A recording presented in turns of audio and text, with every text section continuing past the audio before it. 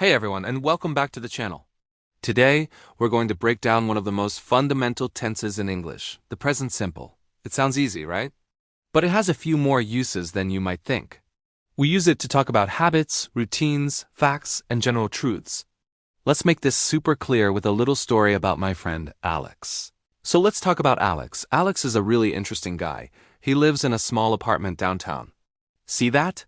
He lives. That's a permanent situation. It's not just for today or this week, it's his general life situation. He works as a graphic designer.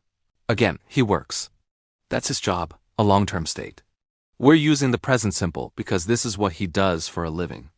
Now, let's look at his daily routine. Every morning, Alex wakes up at 7 a.m. He wakes up. This is a habit, something he does every day. Then he makes a big cup of coffee. The coffee machine buzzes loudly, and the smell of fresh coffee fills his kitchen. He always adds a little bit of cinnamon. He makes coffee. He adds cinnamon. These are his routines, the actions he repeats regularly. Notice the is at the end of the verbs? Wakes, makes, adds. That's because we're talking about he, a third-person singular pronoun. We do the same for she and it. For example, his cat, Luna, always sleeps on the windowsill. She sleeps. After his coffee, Alex goes for a run in the park. The park is beautiful in the morning. Birds sing in the trees, and the sun shines through the leaves. Birds sing, the sun shines. These are general truths. It's what birds and the sun do. It's not just happening right now, it's a characteristic of them. He usually runs for about 30 minutes. He doesn't listen to music when he runs.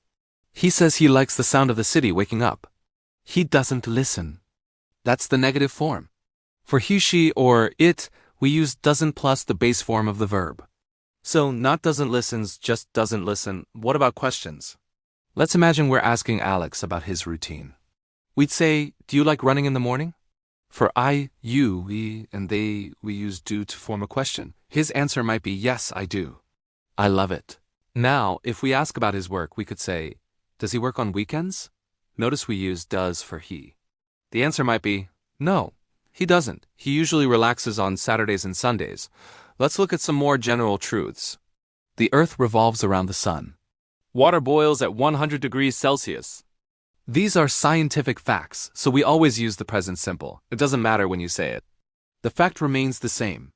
You wouldn't say, the earth is revolving around the sun, unless you're describing it like a documentary narrator at that exact moment.